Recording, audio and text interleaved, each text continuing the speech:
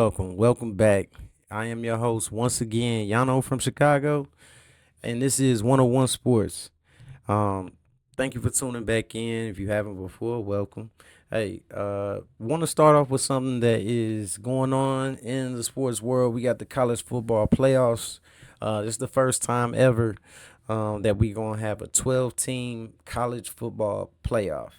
Now, me being a sports fan, sports head, sports junkie, I've been watching college sports for my whole entire life. So this is something me and my friends, constituents, people I looked up to, we all kind of always was looking forward to.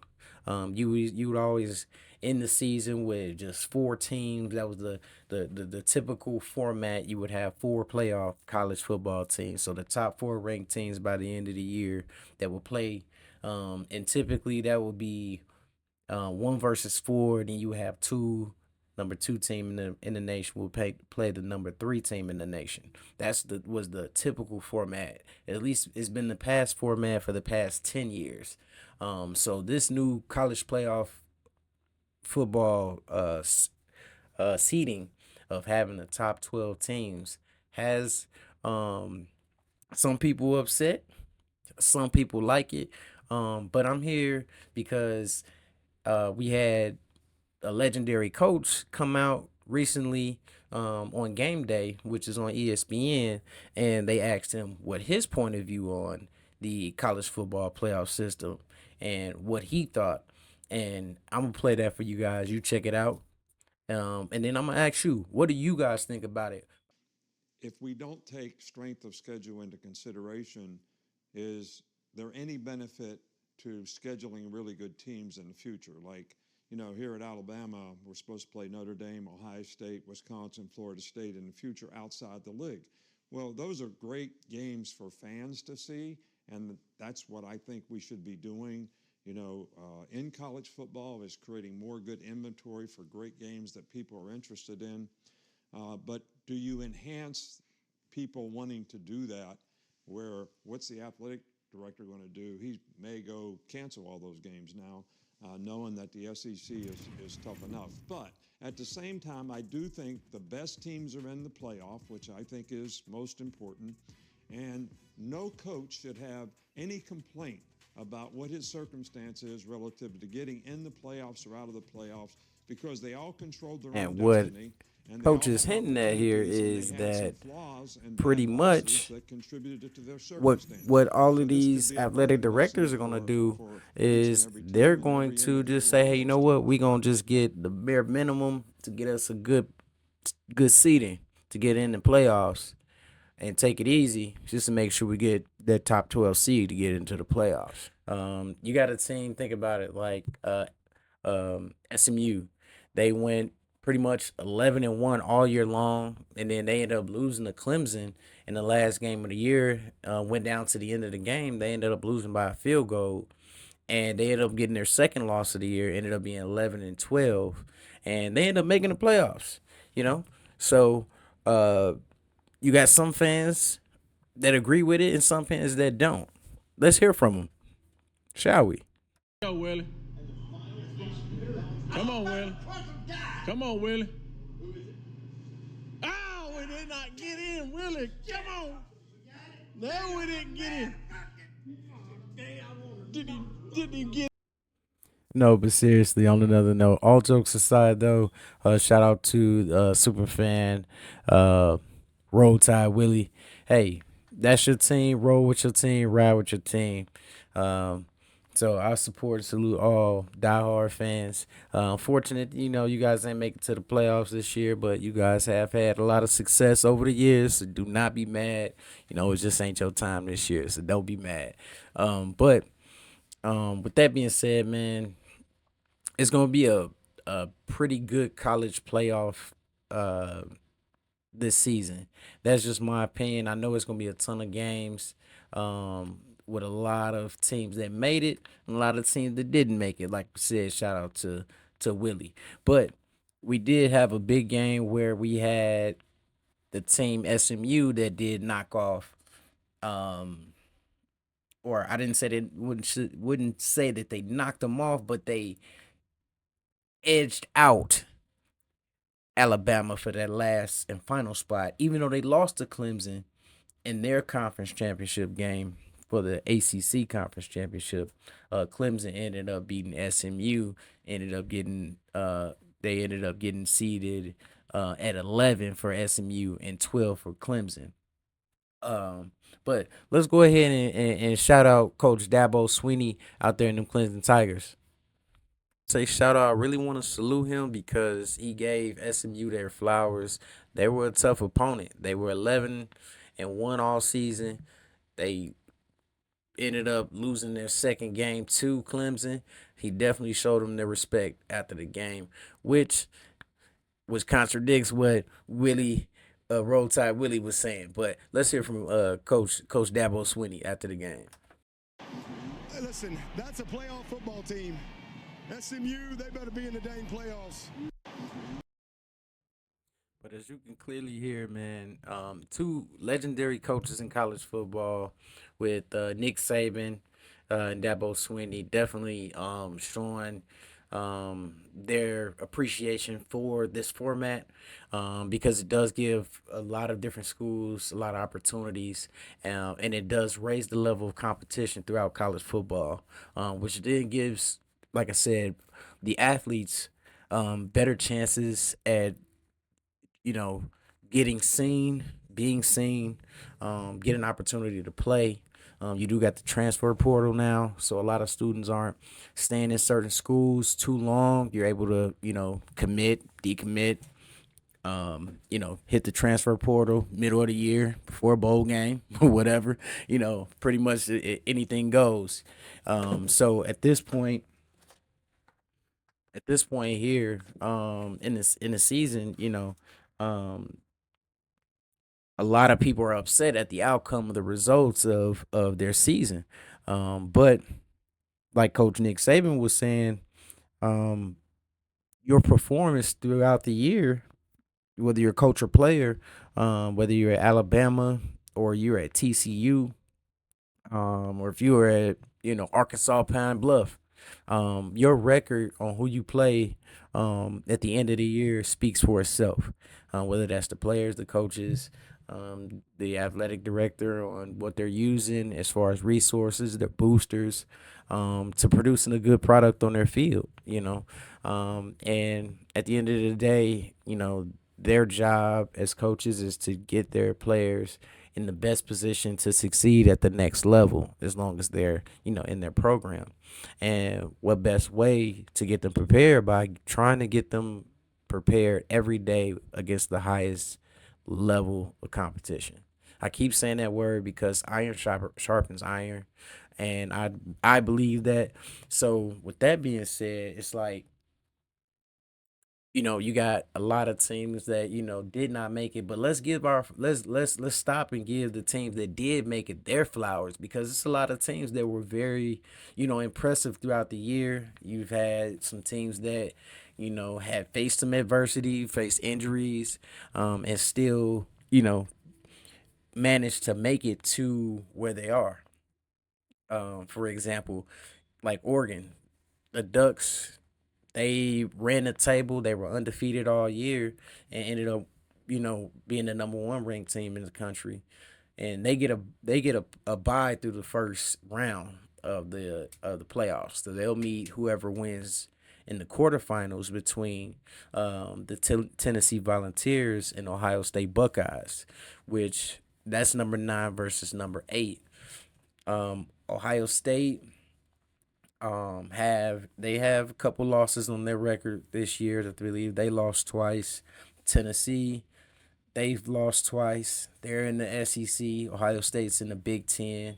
Ohio State is in a conference where they play teams like Penn State, who's also in here.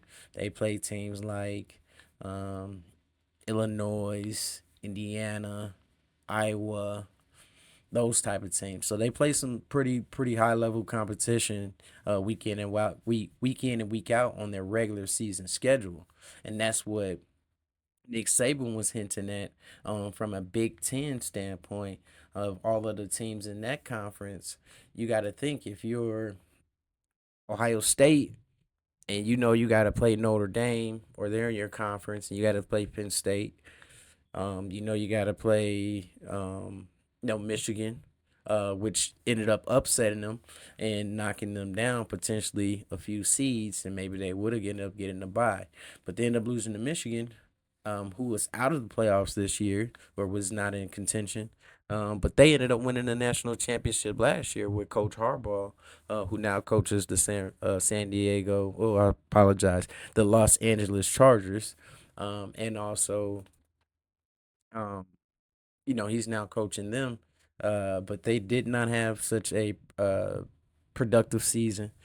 Believe they ended up season with about 7 wins, 5 losses on the year. They do have a new head coach, but they did ended up, they can hang their hat and say they ended up beating Michigan this year. I mean, beating Ohio State, so they can't put that on the belt. That is a rivalry game between um, the two universities, the two schools, historic rivalry in college football and also just in basketball and sports in general. Um, Next game. So speaking of Big Ten, you got another team representing the Big Ten in the college playoff football.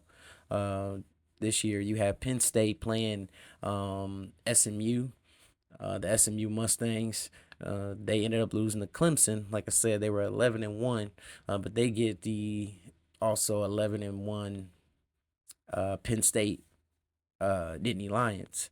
That's going to be a good game. Whoever wins that game, that winner goes on to play the 11-1 Boise State team led by Ashton Genty, who, if you haven't watched anything, if you just randomly stumble upon this, um, running back out of Boise State is on pace. Was on pace pretty much to break a rushing record as far as rushing yards per game or over a season. He's eclipsed 2,000 yards in total rushing. I mean, the kid is like phenomenal.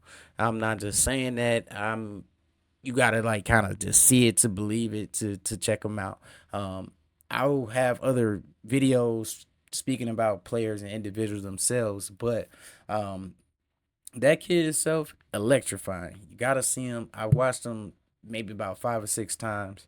Um, I think in each game he's probably rushed for more than 170 yards, which is no small feat. And I don't know how many times he's done that this year, but to get over 2,000 yards in a season is incredible. I believe he's over 20 touchdowns over the year rushing as well. So shout out to that young man. He is right now in Heisman contention. Him and Travis Hunter, who plays for Deion Sanders over there for the Colorado Buffaloes. So I think those two are, in the running. You do have players that were up there like Cam Ward out of Miami, which was having a really, really good season until they lost this past weekend. They lost to Syracuse, who in an upset ended up coming back and winning that game, which helped Clemson get a chance to play in the ACC championship game. So with that loss, Cam Ward, lost his opportunity to play in the college football playoffs himself. But that being said, Clemson ended up sneaking in, but they do not get a easy matchup walking in the door. They ended up uh, winning the grand prize of playing the number one not number one team. They were formerly ranked number one, but number five team in the nation, which is the Texas Longhorns, who come in, been very hot lately. Have had some injuries and battles in the quarterback position throughout the year. They lost their starting quarterback due to injury for a few games, but they did have a excellent backup. Archie Manning came in, stepped up big for a few games. They ended up, still hanging in there to, still put their hat in the running for a championship bid and winning a national championship. So kudos to them for still, being resilient. Even when, one man goes down, the next man steps up, and they, definitely did so because they've lost running a few running backs. I think they lost their starting running back and also the backup to him. So they're running with a freshman running back, and at one point they had a freshman quarterback, and they kind of held ship and held things down until they got healthy with their starters. And their starting quarterback Quinn Ewers for Texas. Um, was projected to be pretty high in this year's draft, so he's actually a really talented player. Um, don't know where he'll go, but that's for another time. I will say so. Another game that'll be playing out of those first four games, you do have a few teams, four teams that actually have bye games. But the last game that's like pretty much the play in to the quarterfinals would be Indiana versus Notre Dame. Indiana's come in very underrated. They've been very hot, very, very hot lately. And they're also playing a team that is hot, very, very hot, extremely hot in Notre Dame. They lost their first game of the year, which was a huge upset win to Northwestern. The very first game of the year. And since then, they've been 11-0 in the Big Ten, which, like I said, is a hard hitting, heavy hitting conference with a lot of tough teams, a lot of really good coaches, a lot of really, really good players. So they ended up getting a good matchup there for themselves as well as Big Ten matchup. So they probably don't have to travel far if it's not at a mutual site. But it will probably be a conference opponent that you may be a little bit more familiar with. So that I expect that to be a good game. Definitely will check out that game for sure. Notre Dame has a lot of players that's going to be playing at the next level. So definitely I recommend if you're hearing this, check that game out because it's going to be jam packed. But the winner of this game goes on to get the task of fighting up against that juggernaut, the number 2 ranked Georgia Bulldogs.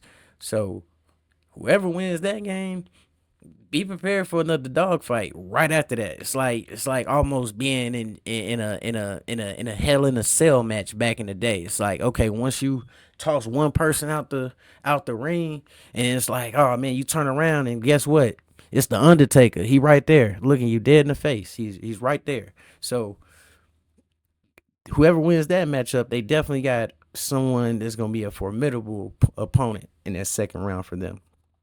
Going back to the other two teams that got the bye, we got the number 4 ranked Arizona State Sun Devils.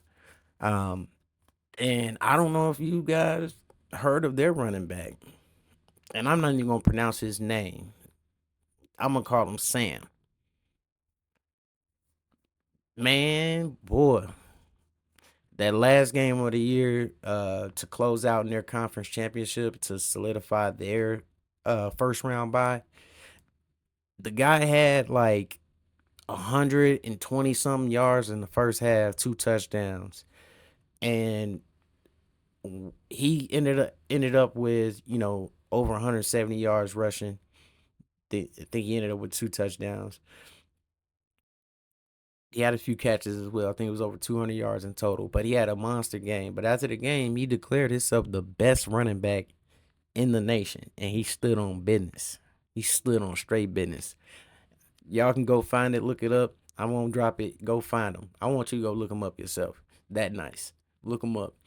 Um, but Arizona State takes the challenge of winning of the winner of the Texas versus Clemson game.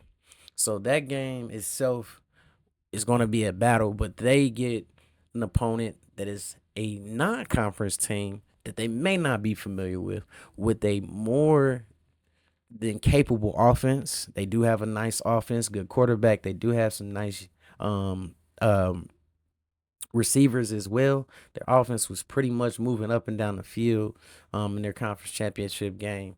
But they will have to have a tall test. And I mean, standing very tall, looking up, 7 foot tall test. If they had to play Texas or Clemson in that next round, either one is going to be a hard fought game. I promise you that. Um, then you, like I said, you got Oregon Ducks. They are in the quarterfinals with their bye. They get the winner of Tennessee and Ohio State, which should be a good matchup as well. Um, like I said, these are all going to be some really good games that I definitely would advise everybody. If you get hearing this right now, check them all out, or as many as you can. It'll be a lot of talent on display. And with that being said, I just want to bring it back to the beginning of this post, the beginning of this pod here we having. Um,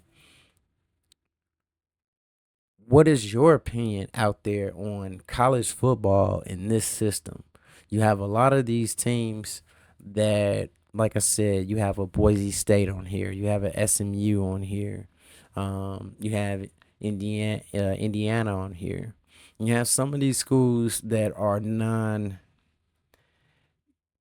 Big Ten, big conferences like SEC. You know what I mean? So they don't have the same cachet as those type of conferences. You know, no mid majors on this list for the playoffs. But do you feel like having a college playoff is good for college football, or do you feel like it's not so good for college football? Do you feel like they should go back to just the top four best teams because you are then in the belief of that's going to make teams win every game, or every game counts even more during the season? Or are you in the camp, or are you in the belief of equal playing field, an opportunity for all schools to get a chance to at the natty, get a chance at the big game? I may go to BYU. I may go to um, San Jose State. I may go to Cal Berkeley. I may go to USC. USC is a good school. It's a a well known school. But my point is, with USC playing teams like UCLA, if UCLA is able to get better recruits with the transfer portal, they're able to get more players into their onto their team, onto their campus, and playing for them. Do you feel as though if some of these players were to build other organizations or other programs, forgive me, other programs, do you feel like it will balance the playing field for college football? And do you see this format being something that can last longevity, or do you seeing being any more modifications to it? More teams, less teams? Do you feel like it should be 12 teams? Do you feel like it should be 8? Or do you feel like it should be the 4 team format that it was previously? I'm in the belief, or I feel like that the 12 team, like, think about it. All right, so you have the NCAA March Madness tournament, where you have 64 teams. Where really it's like 68, but 64 team gets in to really dance for the championship, to win it all. So with college football is a little bit more grueling. The scheduling is a little bit more harder, so you can't really, have a game on Tuesday, turn around and have one on Thursday, right? So in college basketball, you can do that. You can play a few games in a weekend, and go back to campus, come back or fly out to wherever the next location is after your game or two that weekend, and pretty much be done in about 5 games or so, 5 or 6 games, depending on how far you go. Right? In college football, would be a little bit different. Football, you can't just turn around in a few days and just play another game. But in fairness, how do we make it fair for the coaches? Just got to recruit these players and spend all these time, building their game plan, trying to get players to play for them. The unaccounted hours, that we don't discuss that it takes to build a college football team that's at a high level. You know, just ask them how many hours they put in. And then you think about the players. Okay, if I'm going to commit, how long am I going to be here? What am I going to get out of this opportunity here? Is it worth it?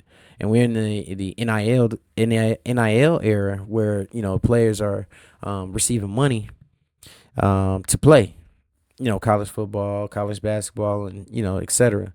So now, how do we incentivize it for everyone to also keep the product as um, elite and successful as it is? You know, so I can understand some people saying, "Hey, nah, just let it, the best man win. Whoever stands at the end, the first four they're in. Everybody else, you play your bowl games, try again next year." Because then you may have teams that may add more higher level competition or better quality teams amongst their schedule. So if they are able to defeat all of those teams, that proves the point of them being a superior team by the end of the year. When it's time to turn in your resume to the committee, you can say, "Hey, look at me. We beat Boise State. We beat BYU. Man, we even knocked off Florida International, Florida Atlantic, whatever, Georgia Tech, whoever those teams are, whoever was on your schedule, you beat them. You're undefeated. So by the time you turn that in at the end of the year, you don't have to worry about are you in or out because you put everybody you could the best of the best that you could play on your schedule.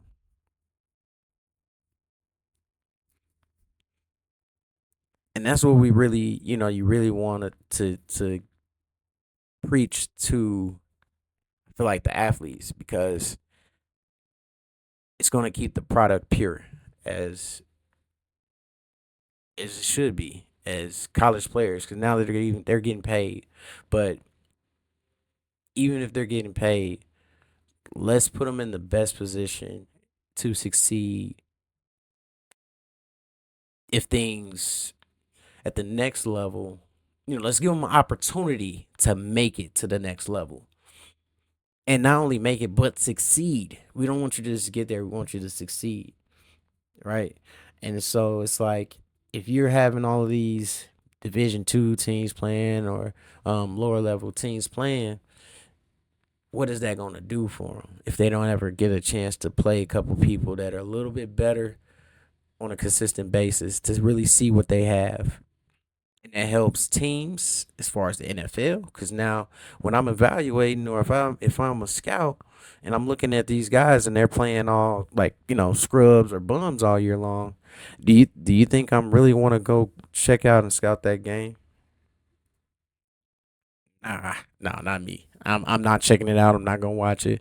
I may try to track the YouTube highlights and check it or see if I can find some film tape on it, but I won't show up. And I doubt a lot of those high level scouts would either. If you have, that's why you don't have scouts at Alabama versus um, TSU. What for? Players are going to do exactly what they're supposed to do at that game. You know, so it's about the level of competition, raising it. That's why I felt like Dabo Sweeney gave SMU their flowers at the end of their game because he can see how important it was to them and how hard they were trying to fight to win that game. Because when's the last time you even heard of the Mustangs as far as a football program? So he took a moment after and definitely shouted them out. And I commend that because he can understand and respect what college football playoffs is going to do to the legacies of a lot of coaches and programs. So he sees the vision on what college football can do to for a lot of programs here moving forward. So I would love to hear from you guys, hear your opinion about this college football playoffs.